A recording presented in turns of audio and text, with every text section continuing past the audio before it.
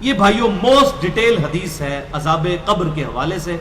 میں اسے word by word پڑھوں گا اوریجنل کتاب سے. سنن ابی داؤد میں 4753 ہے. مسند امام احمد میں جلد 4 صفحہ 287 پر 18557 ہے. اور المستدرک للحاکم میں 107 نمبر حدیث ہے. مشکات میں 1630 نمبر ہے. اچھا یہ ابو داؤد کی جو اس کی روایت ہے اور مسند احمد کی، اس میں آمش مدلس ہے اور ان سے روایت کر رہا ہے.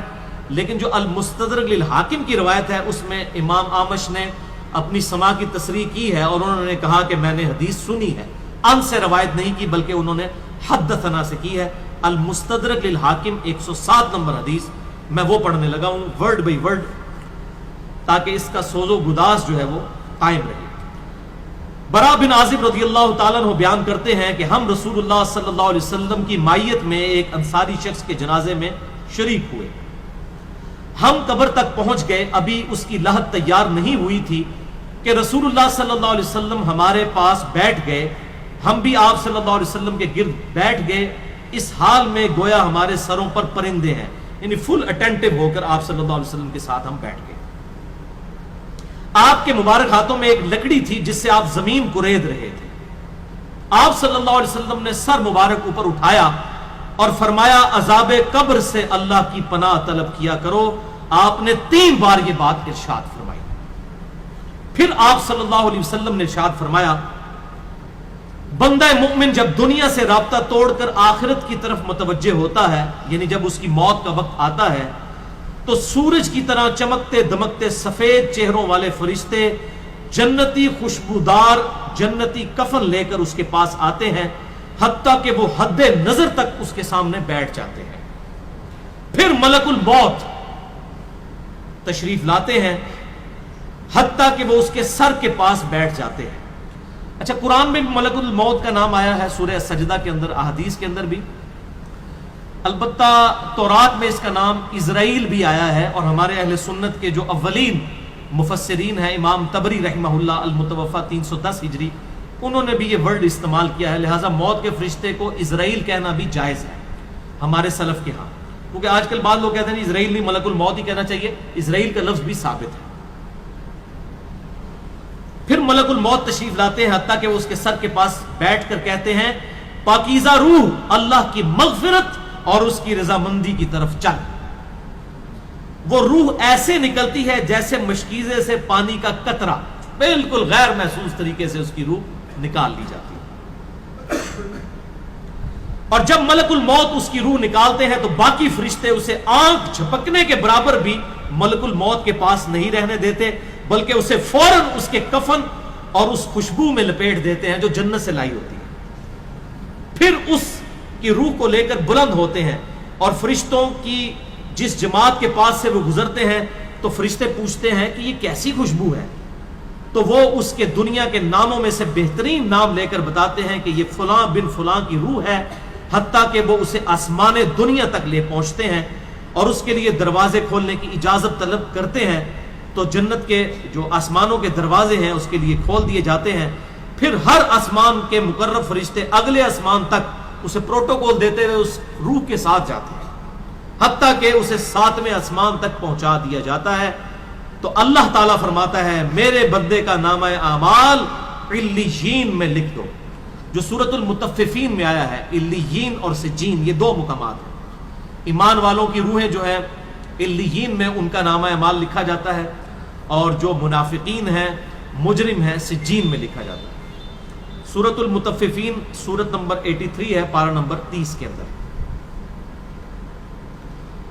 اور اسے واپس دنیا کی طرف لے جاؤ کیونکہ میں نے انہیں اسی دنیا سے پیدا کیا اور اسی میں انہیں لوٹاؤں گا اور پھر دوبارہ اسی سے نکالوں گا.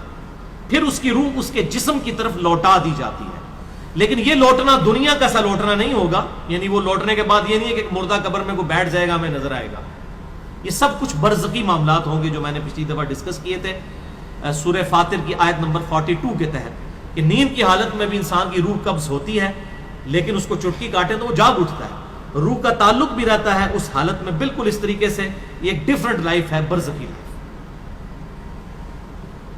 پھر 2 فرشتے اس کے پاس آتے ہیں، یعنی اس کی قبر میں، اسے بٹھا کر پوچھتے ہیں اب یہ وہ 4 سوال یہاں پر آ رہے ہیں اس ڈیٹیل حدیث میں.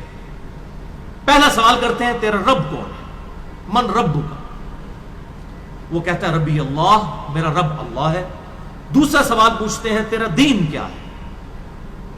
ما دینو کا، تیرا دین کیا ہے؟ تو وہ کہتا ہے میرا دین اسلام ہے. پھر پوچھتے ہیں کہ وہ آدمی جو تم میں مبعوث کیے گئے وہ کون ہے؟ اب یہاں پر وہ ڈیٹیل آئی، الذی بعث فیکم، وہ شخص جو تم میں مبعوث کیا گیا تھا وہ کون تھا؟ تو یہ جو کہتے ہیں نا قبر میں آپ صلی اللہ علیہ وسلم آ جاتے ہیں، تو کہ کسی حدیث میں بھی نہیں ہے. اس میں ڈیٹیل آ گئی کہ اس سے پوچھا جاتا ہے جو شخص تم میں پیغمبر بنا کر بھیجا گیا وہ کون تھا؟ تو وہ کہتا ہے ہوا محمد رسول اللہ، وہ اللہ کے رسول محمد صلی اللہ علیہ وسلم. مسئلہ حاضر و ناظر میرا ریکارڈ ہے، مسئلہ نمبر 7، جس میں نے یہ تمام شبہات کلیئر کی ہیں. یہ 3 سوالوں کے بعد اچھا جامعہ ترمذی میں ایک حدیث ہے 3120، اس میں الفاظ ہیں کہ وہ پوچھتے ہیں من نبیو کا، تیرا نبی کون ہے؟ اس میں تو ہے نا کہ اس شخص کے بارے میں تیرا کیا عقیدہ ہے، اس میں من نبیو کا الفاظ ہیں. جامعہ ترمذی 3120. اچھا اللہ کا شکر ہے کہ یہ نہیں پوچھتے تیرا فرقہ کون سا ہے، تو کس امام کی تقلید کرتا تھا، کیڑی مسیدی تو نماز پڑھتا سا ہے. دیکھ لو کوئی چیز نہیں، تیرا رب کون ہے، تیرا دین اور نبی صلی اللہ علیہ وسلم. تو دنیا میں بھی ہم یہی کہتے ہیں اللہ رسول قرآن، یہی بات ہے. تو قبر کے اندر جا کر بھی یہی سوال ہے. اب وہ جب 3 سوالوں کے جواب دیتا ہے تو فرشتے 4تھا سوال اس سے پوچھتے ہیں، جو میں نے قبر کا 4تھا سوال، مسئلہ نمبر 78، تمہیں کیسے پتا چلا، ان 3 سوالوں کے جواب تمہیں کیسے آئے؟ وہ کہتا ہے میں نے اللہ کی کتاب پڑھی تھی، میں اس کتاب پر ایمان لایا اور میں نے اس کے حق ہونے کی تصدیق کی. اللہ کی کتاب پڑھی ہوگی تو تصدیق کرے گا نا. اگر سنا کے سنی ہوگا تو کیا تصدیق کرے گا؟ ہاں پڑھا کے سنی ہوگا تو تصدیق کر دے گا. پھر آسمان سے آواز آتی ہے میرے بندے نے سچ کہا، اس کے لیے جنتی بچھونا بچھا دو، اسے جنتی لباس پہنا دو اور اس کے لیے جنت کی طرف دروازہ کھول دو. قبر کے اندر ہی جنت کی طرف دروازہ کھول دو. یعنی آپ سمجھ لیں جس طرح یہ اب ٹچ سکرین موبائل رکھ کے اور جناب لیپ ٹاپ رکھ کے سامنے لوگ بیٹھے ہوتے ہیں نا، تو ایک دوسری دنیا میں چلے جاتے ہیں. تو جنت کا فزیکلی دروازہ کھول دیا جائے گا، اس کو جنت کی ہوائیں بھی، خوشبو بھی آئے گی اور انتظار وہ کرے گا. وہاں اسے ہوا کے جھونکے اور خوشبو بھی آتی ہوگی اور حد نظر تک اس کی قبر کو کشادہ کر دیا جائے گا. خوبصورت چہرے، خوبصورت لباس اور بہترین خوشبو والا ایک شخص اس کے پاس قبر میں آئے گا اور کہے گا اس چیز سے خوش ہو جا جو چیز تجھے خوش کر دے، یہ وہ دن ہے جس کا تجھ سے وعدہ کیا جاتا تھا. وہ شخص پوچھے گا کہ اے شخص تو کون ہے، تیرا چہرہ بھلائی لانے والا چہرہ ہے. وہ جواب دے گا میں تیرا عمل صالح ہوں. یعنی نیک عمال ایک خوبصورت انسان کی شکل میں اس کی قبر میں آ جائے گا. تو پھر وہ شخص کہے گا اے اللہ، اے میرے رب، جلدی کر، فوراً قیامت قائم فرما دے حتیٰ کہ میں اپنے اہل و عیال کی طرف چلا جاؤں. یعنی مومن کہے گا اللہ جلدی جلدی قیامت آئے، مجھے تو اینڈ رزلٹ نظر آ رہا ہے، مجھ سے انتظار نہیں ہوتا، فوراً قیامت آ جائے. ابھی سائملٹینیس کنٹراسٹ آنے والا ہے اس کا.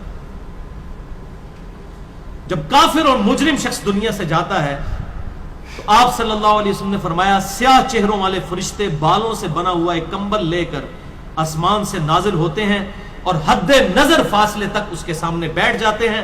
پھر ملک الموت، موت کا فرشتہ آتا ہے حتیٰ کہ اس کے سر کے پاس بیٹھ جاتا ہے اور کہتا ہے خبیث روح اللہ کی ناراضگی کی طرف چل. وہ روح اس کے جسم میں پھیل جاتی ہے تو وہ ملک الموت اس طرح اسے کھینچتا ہے جیسے لوہے کی سلاخ کو گیلے اون میں سے کھینچا جاتا ہے چھس کر کے. گرم سلاخ جو ہے وہ اونی کپڑے کے اندر، گیلے کے اندر ڈال کے یوں کھینچی جائے نا تو اس طرح اس کے پورے جسم سے اس کی روح نکالی جاتی ہے. بولے اعوذ باللہ تعالی. پھر ملک الموت سے باقی فرشتے اس کی روح کو لے کر پلک جھپکنے کے برابر بھی وہاں نہیں رہنے دیتے حتیٰ کہ وہ اسے بالوں سے بنے ہوئے کمبل میں لپیٹ لیتے ہیں اور اس سے زمین کے مردار سے نکلنے والی انتہائی بری بدبو نکلتی ہے. وہ اسے لے کر اوپر چڑھتے ہیں تو وہ فرشتوں کی جس جماعت کے پاس سے گزرتے ہیں تو فرشتوں کی جماعتیں کہتی ہیں کیسی خبیث روح ہے. وہ کہتے ہیں یہ فلاں بن فلاں کی روح ہے اور وہ اس کی دنیا کا انتہائی کبھی نام لے کر بتاتے ہیں حتیٰ کہ اسے آسمانی دنیا تک لے جایا جاتا ہے. اس کے لیے دروازے کھولنے کے لیے درخواست کی جاتی ہے تو آسمان کے دروازے اس کے لیے نہیں کھولے جاتے. پھر رسول اللہ صلی اللہ علیہ وسلم نے سورۃ الاعراف کی آیت پڑھی کہ ان کے لیے آسمانوں کے دروازے نہیں کھولے جائیں گے، وہ جنت میں داخل بھی نہیں ہوں گے حتیٰ کہ اونٹ سوئی کے سوراخ سے گزر جائیں۔ یہ سورۃ الاعراف کی آیت آپ صلی اللہ علیہ وسلم نے پڑھی۔ پھر آپ صلی اللہ علیہ وسلم نے فرمایا کہ اللہ تعالیٰ فرماتا ہے اس کی کتاب کو سب سے نچلی زمین میں سجین میں لکھ دو، پھر اس کی روح کو شدت کے ساتھ پٹ کھا جاتا ہے۔ پھر آپ صلی اللہ علیہ وسلم نے یہ آیت تلاوت فرمائی سورہ الحج کی، جو شخص اللہ کے ساتھ شرک کرتا ہے گویا وہ آسمان سے گر پڑا تو اب پرندے اسے اچک کر لے جائیں یا کسی دور جگہ پر پھینک دیں۔ پھر اس کی روح اس کے جسم میں لوٹا دی جاتی ہے اور دو فرشتے اس کے پاس آ کر اس سے پوچھتے ہیں تیرا رب کون ہے؟ اب اس سے بھی سوال ہوتا ہے۔ وہ حیرت زدہ ہو کر کہتا ہے ہائے افسوس، ہائے افسوس، میں نہیں جانتا، میں نہیں جانتا۔ پھر پوچھتے ہیں تیرا دین کیا ہے؟ وہ پھر حیرت زدہ ہو کر کہتا ہے ہائے افسوس، ہائے افسوس، میں نہیں جانتا، میں نہیں جانتا۔ پھر اس سے پوچھتے ہیں کہ جو شخص تم میں مبعوث کیے گئے وہ کون تھے؟ تو وہ کہتا ہے ہائے افسوس، میں نہیں جانتا، میں نہیں جانتا۔ پھر آسمان سے آواز آتی ہے اس نے جھوٹ بولا، اس کے لیے جہنم کا بچھونا بچھا دو۔ اور بخاری میں الفاظ ہیں 1374۔ اس کے جواب میں فرشتے پھر اس سے چوتھا سوال کیا کرتے ہیں؟ لا دریتا ولا تلیتا، اور تو نے خود پڑھ کر سمجھنے کی کوشش کیوں نہیں کی؟ یا جو لوگ سمجھے ہوئے لوگ تھے، کتاب و سنت کے منہج پر چلنے والے لوگ تھے، ان کے ساتھ تو کیوں نہیں چلا؟ اللہ تعالیٰ فرماتا ہے اس کے لیے جہنمی بچھونا بچھا دو، جہنم کی طرف ایک دروازہ کھول دو، وہاں سے گرمی اور گرم ہوا اس کی قبر میں آتی رہے گی۔ اس کی قبر کو اس قدر تنگ کر دیا جائے گا کہ اس کی پسلیاں ایک دوسرے کے اندر داخل ہو جائیں گی، اور ایک قبیح چہرے والا شخص قبیح لباس میں انتہائی بدبودار حالت میں اس کے پاس آئے گا اور اسے کہے گا تمہیں ایسی چیزوں کی بشارت ہو جو تمہیں غمزدہ کر دیں، یہ تیرا وہ دن ہے جس کا تجھ سے وعدہ تھا۔ وہ پوچھے گا تو کون ہے؟ تیرے چہرے سے تو خیر کی توقع نظر نہیں آتی۔ وہ جواب دے گا میں تیرا خبیث عمل ہوں جو تو دنیا میں کیا کرتا تھا۔ بات عمل کے ساتھ ہی ہے، صرف کلمہ پڑھنا کافی نہیں ہے، عمل۔ پھر وہ کہتا ہے میرے رب قیامت قائم نہ کرنا، اے میرے رب قیامت قائم نہ کرنا۔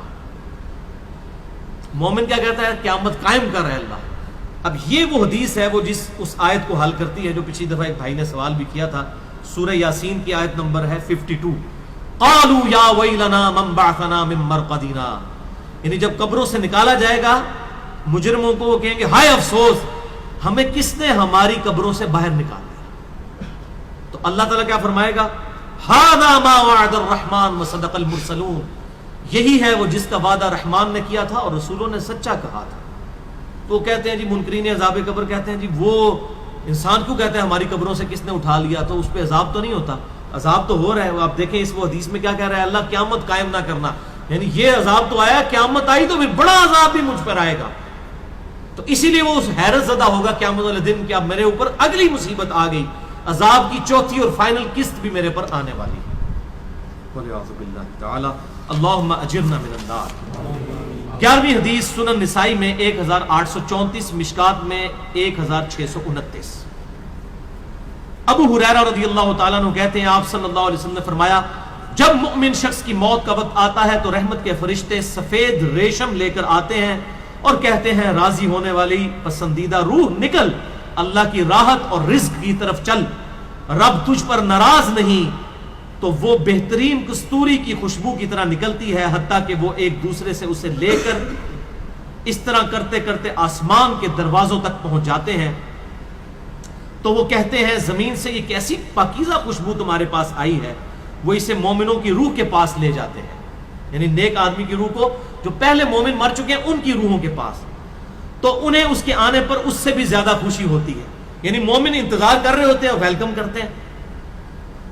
جیسا کہ تم میں سے کسی کو اپنے بچھڑے ہوئے شخص کے ملنے پر خوشی ہوتی ہے، تو وہ آلریڈی جو مردہ روحیں وہاں پر پہنچی ہوتی ہیں، جو مر چکے شخص جو ہوتے ہیں ان کی روحیں، وہ نئی آنے والی روح سے پوچھتے ہیں فلاں کا کیا حال ہے، فلاں کا کیا حال ہے۔ پھر وہ کہتے ہیں اسے چھوڑ دو کیونکہ یہ ابھی ابھی دنیا کے غم میں مبتلا ہو کر یہاں پر آیا ہے۔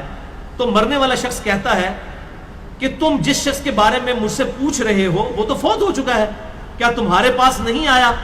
وہ کہتے ہیں اسے تو اس کے ٹھکانے ہاویہ یعنی جہنم میں پہنچا دیا گیا ہے، اور جب کافر شخص کی موت کا وقت آتا ہے تو عذاب کے فرشتے بالوں کا لباس لے کر اس کے پاس آتے ہیں اور اسے کہتے ہیں ناراض ہونے والی ناپسندیدہ روح نکل، اللہ کے عذاب کی طرف چل۔ وہ مردار کی انتہائی بدبو کی صورت میں نکلتی ہے، حتیٰ کہ وہ اسے زمین کے دروازے کے پاس لے آتے ہیں تو وہ کہتے ہیں یہ کتنی بدبودار ہے، حتیٰ کہ اسے کافروں کی روح کے پاس ملا دیا جاتا ہے۔ اب دیکھیں کہ وہ مومن پوچھ رہے ہوتے ہیں، اب میں اس کو ٹرانسلیٹ کر رہا ہوں، برا نہیں منانا، وہ مومن کہتے ہیں کہ فلاں شخص کا کیا حال ہے، فلاں بزرگ، فلاں مولوی صاحب، فلاں حضرت صاحب کدھر ہے؟ وہ کہتے ہیں وہ تو جناب کدوں نہ مار بیٹھے تو آڈے کو نہیں پہنچے، اور پھر فرشتے سے جناب اتنے نہیں آئے جو دوزخ ہی تھے، یہ دیکھ لیں۔ یعنی وہ اسی لیے پوچھ رہے ہوتے ہیں کہ تو چل ہم تک پہنچ گیا، فلاں بھی ایک دنیا میں بڑا کوئی مشہور نیک آدمی تھا، وہ کدھر گیا؟ تبھی تو وہ ایکسپیکٹ کر رہے ہوتے ہیں نا اس کو کہ اس کو بھی یہاں پہ آنا چاہیے، تو ان کو بتایا جاتا ہے کہ بھئی وہ یہاں پر نہیں، وہ کہیں اور پر ہے۔ 12ویں حدیث جامعہ ترمذی میں 1071 نمبر اور مشکات میں 130 نمبر ہے۔ سیدنا ابو ہریرہ کہتے ہیں نبی صلی اللہ علیہ وسلم نے فرمایا جب میت کو دفن کیا جاتا ہے تو 2 سیاہ فام نیلی آنکھوں والے فرشتے اس کے پاس آتے ہیں، ان میں سے ایک کو منکر اور دوسرے کو نکیر کہا جاتا ہے۔ سیاہ فام نیلی آنکھوں والے خطرناک شکل کے فرشتے منکر اور نکیر۔ پس وہ کہتے ہیں تم اس شخص کے بارے میں کیا کہا کرتے تھے، یعنی نبی صلی اللہ علیہ وسلم کے بارے میں سوال ہوتا ہے تو وہ کہتا ہے وہ اللہ کے بندے اور اس کے رسول ہیں، میں گواہی دیتا ہوں کہ اللہ کے سوا کوئی معبود نہیں اور محمد صلی اللہ علیہ وسلم اس کے بندے اور رسول ہیں۔ وہ دونوں فرشتے کہتے ہیں ہمیں پتا تھا تم یہی جواب دو گے۔ پھر اس کی قبر کو لمبائی اور چوڑائی میں 70 ہاتھ کشادہ کر دیا جاتا ہے، یہ 70 کہتے ہیں کثرت، حد نظر تک کشادہ کر دیا جاتا ہے۔ پھر اس کے لیے اس میں روشنی کر دی جاتی ہے، پھر اسے کہا جاتا ہے سو جا، وہ کہتا ہے میں اپنے گھر والوں کے پاس واپس جانا چاہتا ہوں تاکہ انہیں بتاؤں کہ میں کامیاب ہو گیا ہوں، لیکن وہ کہتے ہیں کہ تو دلہن کی طرح سو جا، جسے اس کے گھر کا عزیز ترین فرد ہی آ کر بیدار کرتا ہے، حتیٰ کہ اللہ تعالیٰ اسے اس کی خوابگاہ سے قیامت والے دن بیدار کرے گا، یعنی اسے لٹا دیا جائے گا، پھر اس پہ وہ کیفیت وہ جنت والی طاری رہے گی، پھر الٹیمیٹلی اللہ تعالیٰ اسے دوبارہ سے زندہ کرے گا۔ اور اگر وہ منافق ہوا تو وہ کہے گا میں نے لوگوں کو ایک بات کہتے ہوئے سنا تو میں بھی ویسے ہی کہا کرتا تھا، انہیں مجھے نہیں پتا، اللہ کی وہ گواہی نہیں دے سکے گا، رسول اللہ صلی اللہ علیہ وسلم کا اقرار نہیں کر سکے گا، میں کچھ نہیں جانتا۔ وہ فرشتے کہیں گے ہمیں پتا تھا تم یہی کہو گے، پس زمین سے کہا جاتا ہے اس پر تنگ ہو جا، وہ اس پر تنگ ہو جاتی ہے حتیٰ کہ اس کی ہڈیاں اور پسلیاں ایک طرف کی دوسری طرف آ جاتی ہیں، یوں بولے اعوذ باللہ تعالی، اور اسے مسلسل عذاب ہوتا رہے گا حتیٰ کہ اللہ اسے خوابگاہ سے دوبارہ زندہ کرے گا، یعنی قیامت تک اس پر وہ اس حالت میں عذاب رہے گا، ہمیں نظر نہیں آئے گا۔ جیسے سویا ہوا شخص ایک ڈراؤنا خواب دیکھتا ہے وہ تکلیف محسوس کرتا ہے، پاس کھڑا شخص نہیں محسوس کر سکتا۔ اور سنن دارمی میں ایک حدیث ہے صحیح سند کے ساتھ، مشکات میں 134 نمبر ہے کہ آپ صلی اللہ علیہ وسلم نے فرمایا 99 اژدہے اس پر، 99 جو ہے خطرناک ڈینجرس قسم کے سانپ اس پر مسلط کر دیے جاتے ہیں جو قیامت تک اسے ڈستے رہتے ہیں، اور وہ اتنے خطرناک اژدہے ہیں، آپ صلی اللہ علیہ وسلم نے فرمایا کہ اگر ان میں سے کوئی ایک بھی دنیا پر اپنی پھنکار پھینک دے تو دنیا کی زمین کا بھی سبزہ نہ اگائے، ایسا زہر ہے ان کے اندر۔ وَلِعَاذُ بِاللَّهِ تَعَالَى اللہم اجرنا من النار، اللہم اجرنا من النار۔ یہ بھائیو عذاب قبر کیمرے سے نہیں دیکھا جا سکتا، یہ اللہ تعالیٰ نے پردہ رکھا۔ 13ویں حدیث جامعہ ترمذی میں 2308، سنن ابن ماجہ میں 4267، مشکات میں 132۔ سیدنا عثمان غنی رضی اللہ تعالیٰ عنہ جب بھی کسی قبر کے پاس سے گزرتے تو اتنا روتے کہ ان کی داڑھی تر ہو جایا کرتی۔